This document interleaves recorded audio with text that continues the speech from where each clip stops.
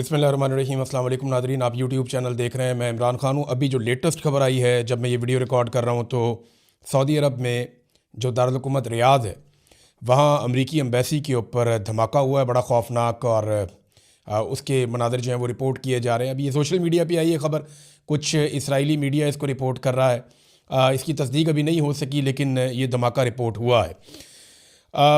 एक जो सबसे इम्पॉर्टेंट चीज़ मैंने देखी वो ये कि अमरीकी वज़ीर जंग, इसका नाम पहले वज़ीर दिफ़ा होता था, वज़ारत दिफ़ा थी, फिर वज़ारत जंग उसको कर दिया डोनाल्ड ट्रंप आने के बाद। डोनाल्ड ट्रंप के अज़ाइम कुछ शायद अलग थे। तो ये जो वज़ारत जंग है, इसके वज़ीर पीट हेगसेट, इन्होंने एक प्रेस कॉन्फ्रेंस की है। अगर आप उस प्रेस कॉन्फ्रेंस को निकाल कर सुने तो आपको कुछ चीज़ें बड़ी क्लियर हो जाती हैं। यानी सारी कहानी उस प्रेस कॉन्फ्रेंस के अंदर है। यानी उनके जुमले, उनके अल्फाज तो आप एक तरफ रख देना, उन्होंने कुछ बड़ी मुतासब बातें भी की हैं दीन को लेकर, इस्लाम को लेकर, मज़ाहिब को लेकर। ख़ुद उनके अपने अकायद दुनिया जानती है, लेकिन चलें सिर्फ उनकी बॉडी लैंग्वेज पे बात करते हैं। काफ़ी फ़िक्रमंदी उनके चेहरे पे नज़र आ रही थी। फिर एक तज़ब्ज़ुब था, एक बौखलाहट थी उनके चेहरे पे नज़र आ रही थी। फिर जो वो अल्फाज बोल रहे थे ना, वो बार बार उनके होंठ खुश्क हो रहे थे, वो अपनी ज़बान अपने होंठों पे फेर रहे थे बार बार।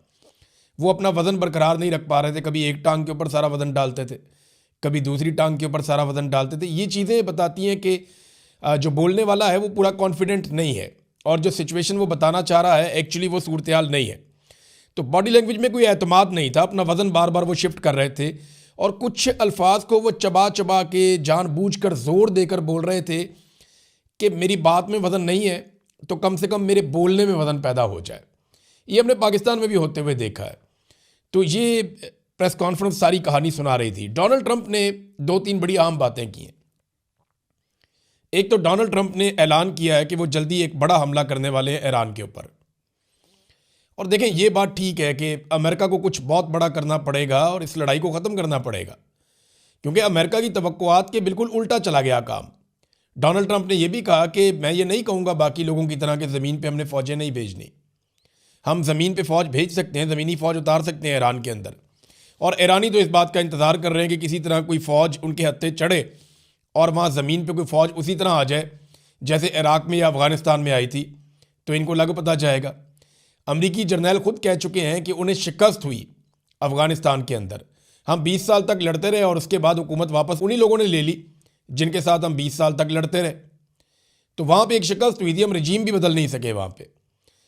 तो इसी तरह ईरान के अंदर ये कैसे जीत जाएंगे? ईरान की बड़ी लंबी तारीख है, वो बहुत सख्त लोग हैं, और वो तो बदले की बात कर रहे हैं उनके लोग।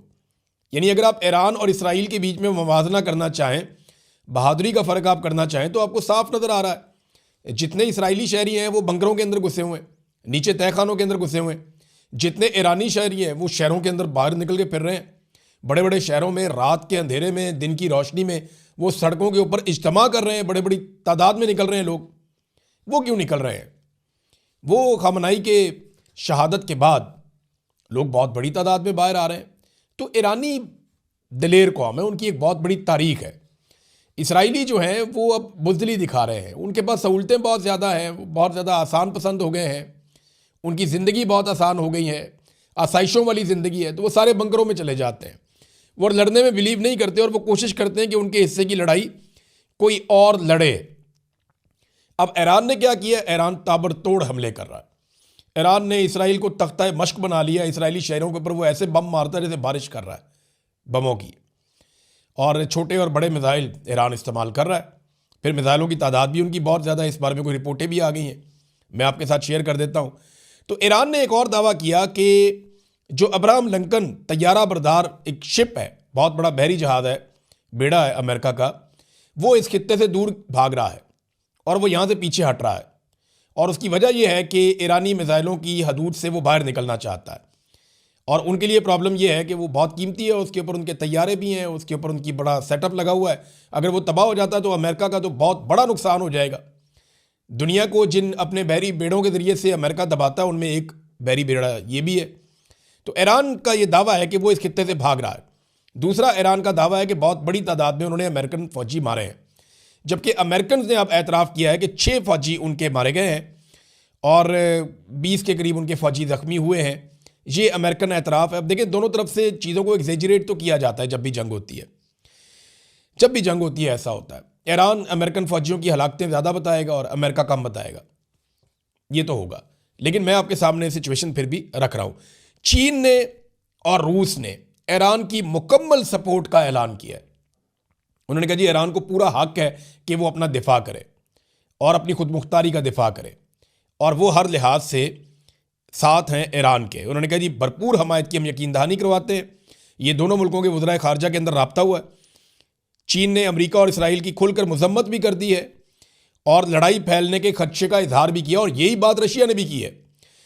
रशिया ने ना सिर्फ ईरान का साथ दिया बल्कि ये कहा कि वो इस हमले की मजम्मत करते हैं जो अमेरिका ने और इसराइल ने की है, बल्कि ईरान के दिफा का हक तस्लीम करते हैं और ईरान की भरपूर हमायत भी करते हैं। रूस ने भी वही कहा। लेकिन इसमें जो एक और बड़ी इंपॉर्टेंट चीज़ है वो ये है कि रूस के एक अहम ओहदेदार हैं और प्यूटन के बहुत अच्छे साथी हैं, बहुत करीबी साथी हैं, दिमित्री मेदवेदेव, ये उनका नाम है। इनके नाम भी लेना बहुत मुश्किल होता है, ऐसे ही कोई नाम है, लेकिन दिमित्री पहला वर्ड है उनका, और बड़े अहम ओहदेदार हैं रशिया के। उन्होंने खबरदार किया है और ये वार्निंग जारी की है कि अगर डोनाल्ड ट्रंप नहीं रुकते तो यकीनी तौर पे तीसरी जंग अजीम शुरू हो सकती है, यानी एक आलमी जंग लग सकती है। और ये प्यूटन के बहुत करीबी साथी हैं। इन्होंने कहा अमेरिका ने खुद को और दुनिया को एक रिस्क में डाल दिया है। ये जो अमेरिका ने किया ये उन्हें नहीं करना चाहिए था। अब अमेरिका भी रिस्क में है और दुनिया भी रिस्क में है। द इकोनॉमिस्ट ने एक रिपोर्ट लिखी है और ये बात रशिया की ठीक है, चाइना भी ठीक बात कर रहा है कि अमेरिका ने अजीबोगरीब पंगा ले लिया, ये लड़ाई फैल सकती है। द इकोनॉमिस्ट का ये कहना है कि बहुत इम्कान है कि जंग अमेरिका हार जाएगा, और माजी में बराक ओबामा पर इसी बारे में तनकीद करने वाला डोनाल्ड ट्रंप वो कैसे अपने फौजियों को इस हलाकत में डाल सकता है। यानी डोनाल्ड ट्रंप ने कहा था बराक ओबामा को कि ये अपनी मकबूलियत को बढ़ाने के लिए ईरान के ऊपर अटैक कर सकता है, और अब डोनाल्ड ट्रंप ने खुद ईरान के ऊपर अटैक कर दिया है। और प्रॉब्लम पीछे दो बताए जा रहे हैं। एक तो मिड टर्म इलेक्शन जो आ रहा है अमेरिका में, डोनाल्ड ट्रंप की कोई तैयारी नहीं है, वो इलेक्शन जीतने की पोजीशन में बिल्कुल नहीं है, तो डोनाल्ड ट्रंप का मुहासबा भी हो सकता है। डोनाल्ड ट्रंप को जो है वो इम्पीचमेंट का सामना भी करना पड़ सकता है, और उन्होंने खुद कहा डोनाल्ड ट्रंप ने कि अगर मैं ये मिड टर्म हार गया तो मेरी इम्पीचमेंट पक्की है। दूसरा जो एप्स्टीन फाइल है, जिसके बारे में हमें मौका नहीं मिला बात करने का क्योंकि पाकिस्तान में इतने हालात ख़राब हैं, छोटे छोटे बच्चों के साथ जो ज़्यादतियों के मामलात हैं उसमें डोनाल्ड ट्रंप का नाम आ रहा है और वो बहुत बुरी तरह फंस रहे हैं। तो इन सारी चीज़ों से बचने के लिए डोनाल्ड ट्रंप ने हड़बड़ा के इसराइल के कहने के ऊपर अटैक कर दिया ईरान पे, और वहाँ पे वो फंस गए। उन्हें लगता था कि 2-4 दिन में वो अपने अहदाफ हासिल कर लेंगे, लेकिन वो अहदाफ से लगातार दूर होते चले जा रहे हैं। वॉशिंगटन पोस्ट ने भी एक बड़ी अहम खबर दी है, और उनकी खबर के मुताबिक, ये खबर मैं आपको पढ़ के सुनाता हूँ, बड़ी इंटरेस्टिंग है। और उन्होंने कहा जी कि ट्रंप इंतजामिया के अरकान और पेंटागन में ईरान के तनाज़े को काबू से बाहर जाने के खदशात में इजाफा हो रहा है। अमेरिका को खदशा है कि ईरान से जंग चंद हफ्तों तक तूल पकड़ सकती है। तवील लड़ाई से अमेरिका के फ़िज़ाई दिफाई ज़खायर ख़त्म हो सकते हैं, क्योंकि एक आने वाले मिसाइल को रोकने के लिए आमतौर पर 2 से 3 इंटरसेप्टर्स दरकार होते हैं। ये इंटरसेप्टर्स वो मिसाइल होते हैं जो आने वाले मिसाइल को या आने वाले ड्रोन अटैक को ये उसको रोकते हैं, और ये एक को रोकने के लिए 2-3 जो है वो हवा में जाते हैं। अब ज़रा आप फ़र्क चेक करें कि फ़र्क कितना ज़्यादा है। जो ईरानी मिसाइल है ना, और ये बरतानवी रिपोर्ट है कि ईरानी मिसाइल जो है या उनका जो ड्रोन है जो आगे अटैक करता है वो $35,000 का एक पड़ता है ईरान को, मगर उसे रोकने वाला जो इंटरसेप्टर है वो $4 मिलियन का मिसाइल है। एक $4 मिलियन का है, तो 100 गुना से ज़्यादा महंगा है। यानी दुगना हो तो बहुत ज़्यादा होता है, 2 गुना, 3 गुना, 4 गुना, 5 गुना, 100 गुना, ये इतना ज़्यादा महंगा है उसको रोकना। तो उसकी कॉस्ट का बहुत ज़्यादा फ़र्क है, और फिर बाद औक़ात वो एक नहीं 2-2, 3-3 इस्तेमाल करने पड़ते हैं। तो ये बहुत कम खर्च में ईरान इस लड़ाई को बहुत लंबा ले जा सकता है। मार्को रूबियो की भी एक वीडियो इसी बारे में वायरल हुई है। मार्को रूबियो जो वज़ीर ख़ारजा है अमेरिका के, उन्होंने कहा कि ईरान एक अंदाजे के मुताबिक हर महीने 100 से ज़्यादा मिसाइल तैयार करता है, जबकि इतने ही अरसे में 6 से 7 इंटरसेप्टर तैयार हो सकते हैं। तो ये तो मुवाज़ना ही कोई नहीं है। यानी इंटरसेप्टर जो है उसकी टेक्नोलॉजी बड़ी उसकी पेचीदा है। वो 6 से 7 तैयार होते हैं, वो उधर 100 के करीब जो है वो हमला करने वाले मिसाइल या उससे ज़्यादा तैयार कर लेता है। तो यहाँ पे मुकाबला नहीं है। और अमेरिका देखें कितने इंटरसेप्टर इस्तेमाल कर सकता है। अगर उनके पास ये लामहदूद होते या बहुत बड़ी मिकदार में या तादाद में अमेरिका के पास होते तो अमेरिका खलीजी ममालिक को ज़रूर बचाता। यानी सऊदी अरब को ये शिकवा ना करना पड़ता, कतर को ये शिकवा ना करना पड़ता, कुवैत को ये शिकवा ना करना पड़ता कि अमेरिका उठा के इंटरसेप्टर्स ले गया है इसराइल में और वो इसराइल को बचाने की कोशिश कर रहा है। देखिए, लामहदूद तो नहीं है ना, महदूद हैं, इसीलिए अमेरिका ने उनको मूव किया और ले जाके इसराइल को बचाना शुरू कर दिया और खलीजी ममालिक को अकेला छोड़ दिया। इस बात का शिकवा खलीजी ममालिक ने किया, ख़ासतौर पर सऊदी अरब ने। और अमेरिका का जो अपना ज़ख़ीरा है, जो उन्होंने अपने दिफा के लिए रखा हुआ, उसको वो किसी लड़ाई में बाहर ले जाके नहीं झोंक सकते। लिहाजा उन्हें बहुत बड़ी मिकदार में इंटरसेप्टर्स चाहिए होंगे। अगर उनके पास नहीं है चंद हफ्तों के बाद, तो फिर बहुत वुल्नरेबल हो जाएगा इसराइल, क्योंकि इसराइल खुद ये नहीं बनाता। इसराइल खुद जितने हथियार बनाता है वो इस काबिल नहीं है कि वो ईरान का मुकाबला करें। और ईरान अगर लगातार हथियार बनाता जाता है और रशिया और चाइना की सपोर्ट उनके साथ रहती है, फिर बड़ी मुसीबत बन जाएगी, बहुत बड़ी मुसीबत बन जाएगी। और जंग फैलने का खदशा ये चाइना कह रहा है और तीसरी आलमी जंग का खतरा है ये रशिया कह रहा है, और ये बात फेंकी नहीं जा सकती। अब आलमी सतह पे देखें, इसके असरात तो आ रहे हैं। अब नए हरमज जो है वो बंद होने की वजह से हज़ारों तेल बरदार जो टैंकर्स हैं, उन्हें अब समझ नहीं आ रही जाना किधर है। उनका सफ़र रुक गया है, वो जैम हो गए हैं और सारे के सारे खड़े हैं और वो तलाश कर रहे हैं रास्ता कि हम जाएं कहाँ पे। और कई जो है वो लंगरअंदाज हो गए हैं। तो ईरान ने ऑफिशियली अब नए हरमज को बंद कर दिया है और ये उसको लंबे अरसे तक बंद रख सकता है, और कुछ ना करे तो इसको बंद रख सकता है। इससे पूरी दुनिया के अंदर तेल की कीमतें ऊपर जाएंगी और एक बहुत बड़ा माशी बहरान पैदा हो जाएगा। कतर ने गैस की प्रोडक्शन बंद कर दी है और उसके बाद जो यूरोपियन गैस है उसकी प्राइस 45% तक बढ़ गई है।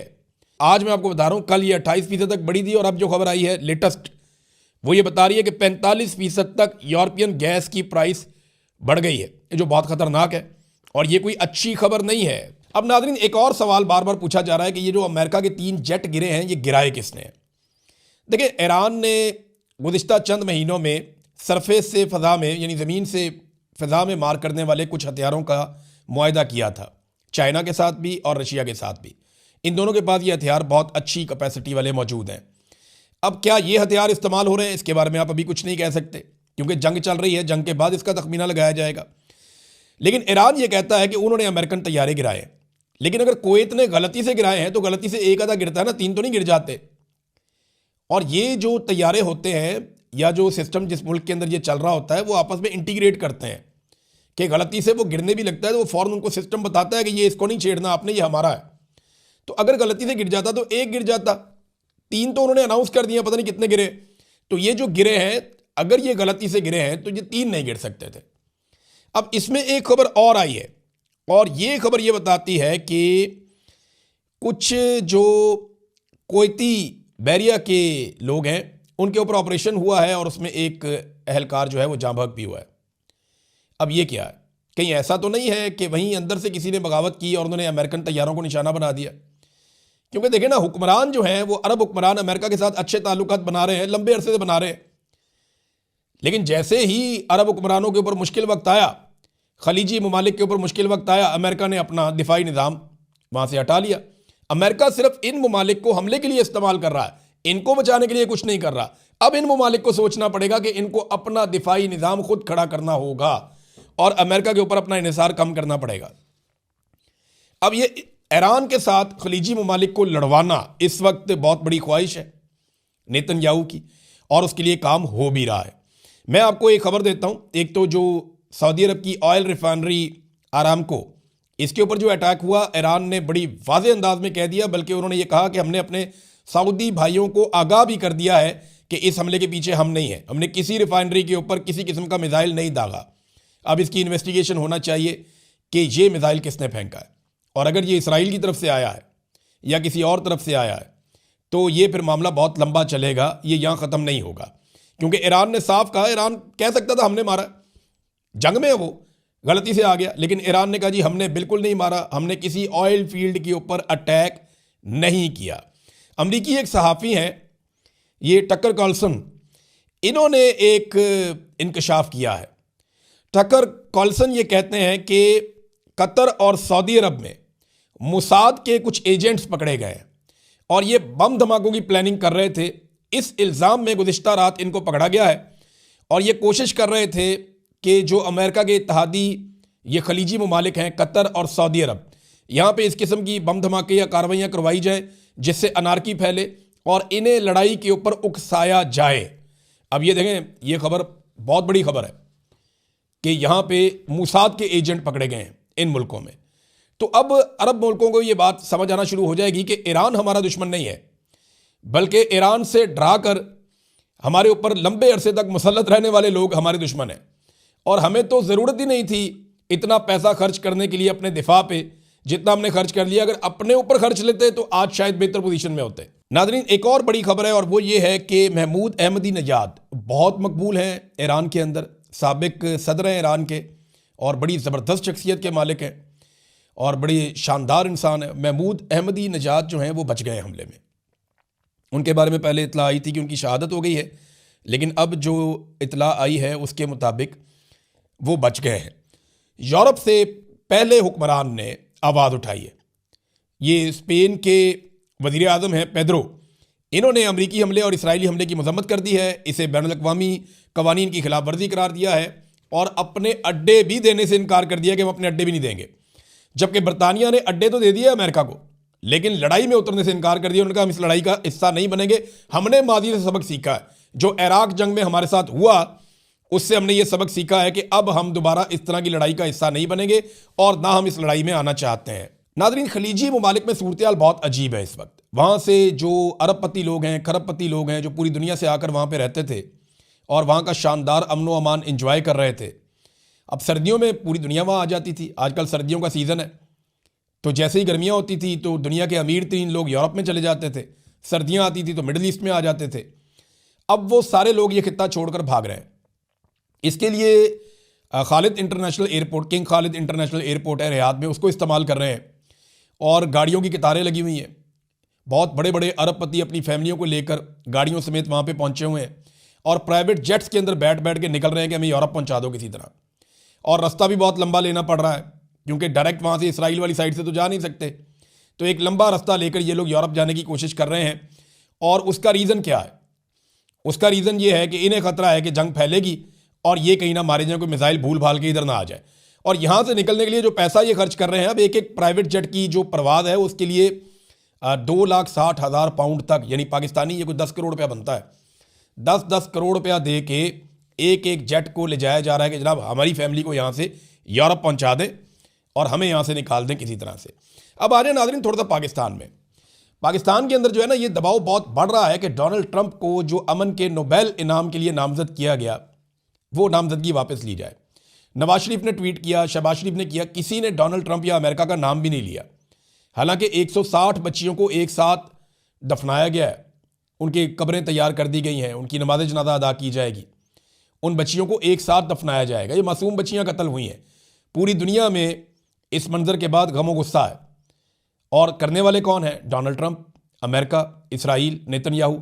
तो ये नाम लेने के लिए तैयार नहीं है। नवाज शरीफ ने भी नाम नहीं लिया और कोई ऐसी बात नहीं की, बल्कि बिलावल तो चुप थे अमन के नोबेल इनाम के मामले पर।